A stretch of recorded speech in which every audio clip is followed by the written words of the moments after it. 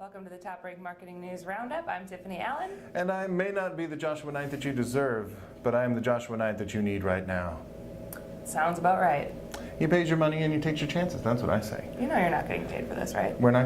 I'm getting paid to sit here, though. It's fair enough. We'll be working on our paid subscriber plan soon. I figure, well, monetized in a way. What we need, I'm saying, is a content marketing strategy for these videos. Sick segue to our first story, which is the 2017 B2C benchmark report that was just released by Content Marketing Institute. This is the companion piece, or the sidequel, I want to say, to the B2B report that was released earlier this year. And it is available for free. It's a non-gated download this year. It's good for you. Which I think is a cool strategy for Content Marketing Institute, so good on you guys. But what we find in here is pretty similar rosy results compared to last year. 63% say they're more successful compared to last year. 77% are saying they're better with content creation, which is great. But you know, that's not instructive. That's not going to make anybody better. So we want to focus on the 23% who say they're still stagnant.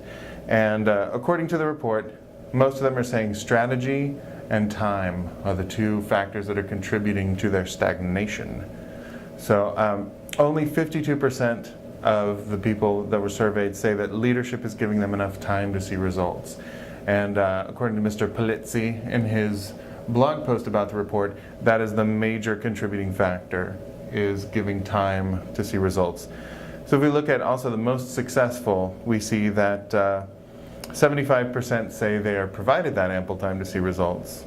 91% are measuring their ROI, or their OA, as I call it. It doesn't call it that. The French call it that. No, they don't. Are you French? No. I didn't think so. No. You win, you always do. The big deal, though, 90% say they are extremely committed to content marketing, and 80% of these top performers say they're clear on what success means. So it looks like if you're looking to up your game in 2017, be clear on success, commit, give it time, and measure your why. Fair enough.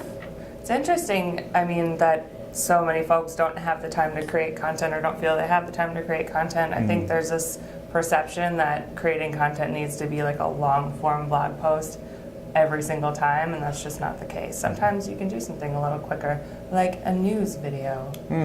These things only take us 3 or 4 hours to do. And we only cry a little, so it's helpful. And only between takes. That's right. It's good. Don't get it on camera. So do spend, if you need to spend a little more time on the content, that's good. But the important thing, they said, is to give the program time to run to see results. Absolutely. So that's the big deal.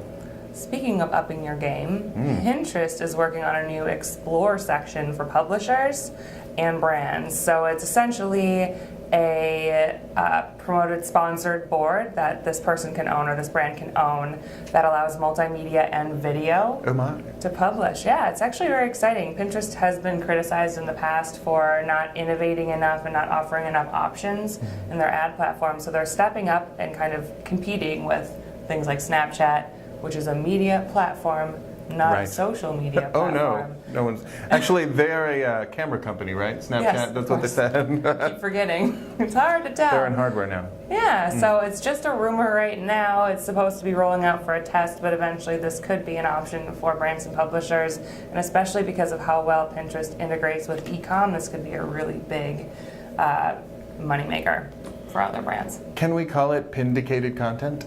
I think you just did, so we're going to go, yeah. Yep. Pintillating. Ooh, that was a good one. Interesting. Oh, come on. Those guys are pintelligent, that's all I'm saying. It's not even a word. They know what they're doing. Speaking of Pinterest and other media platforms formerly known as social, it turns out that Facebook is in a little bit of hot water about their video reporting. They inflated the time that users spend watching videos in their reports only by a wee bit. How much do you figure? I am not going to lie to you, I read the article. So. Okay, so you know what, hey, give me it. 80%? There you go, yeah, 80%. So a tiny, insignificant 80%. What this is highlighting, though, is that there's a lack of an industry standard across these platforms for what a view actually means. So, like on Facebook and Instagram, as soon as an ad appears in the feed, For Facebook, they're counting it after 10 seconds of video on Instagram is what it is. In Snapchat, I thought this was interesting. Viewing a video on Snapchat is just the click. You can watch a second of the video, you can watch a fraction of a second. As soon as they click, that's the view. Interesting. YouTube probably has the best standard right now. It's if the pre-roll ad is fully watched or if it's clicked, then they will count it. Twitter is either 100% seen for 3 seconds or 50% for 2 seconds. And Pinterest is just the impression in feed. Now there is an industry standard. The Media Ratings Council says 50% visible for 2 seconds is their standard. The problem is that none of these non-social media platforms are using it. Yeah. So there's a call for that, for a little better reporting.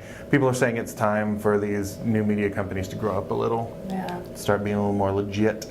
You need almost, way more than a couple seconds for it to be resonating with your audience. You should have folks watching the full content of the video for that to actually be retained. But in terms of what people are paying for, they're paying for all of these different varied metrics that don't make any sense. So it's like, okay, so this video is performing well on Facebook, but is it? Yeah. You know? Is it Kyle? Is it Kyle? I assume that Facebook is run by a dude named Kyle now. He's got a green hat.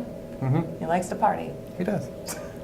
Speaking of not so good things, yes, a source at Google told Search Engine Land that Google Panda will demote and adjust rankings for spammy content, which is a contrast for Penguin 4.0, which just devalues and ignores spam. They're doing this because these sites are actually successfully gaming the Google system, and they're fighting back, essentially. They're going to adjust the rank of those sites that aren't any good so that they no longer can game the system. It's interesting. So they're doing more of a, there's this escalation, right?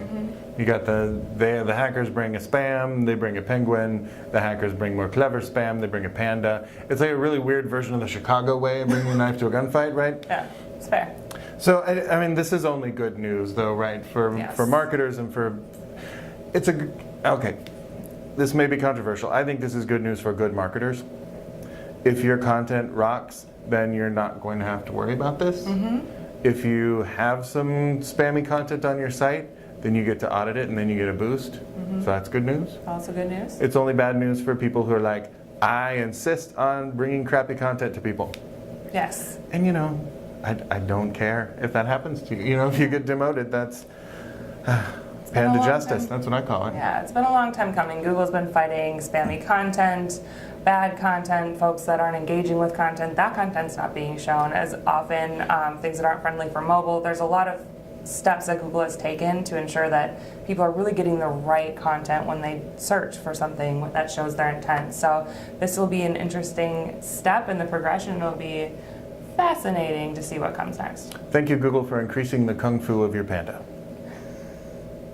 Well, that's all we have for you this week for marketing news. We'll be back next week with more top news stories. If you are dying for news in the meantime, you can follow TopRank on Twitter at TopRank or follow me at Tiffani_Allen. And I'm Nite Writes, that's Nite Writes. You can also subscribe to the blog to get regular doses of writing and pictures and pretty things from our very talented staff of very talented people. Absolutely. Well, we will see you next week. Bye now. Bye.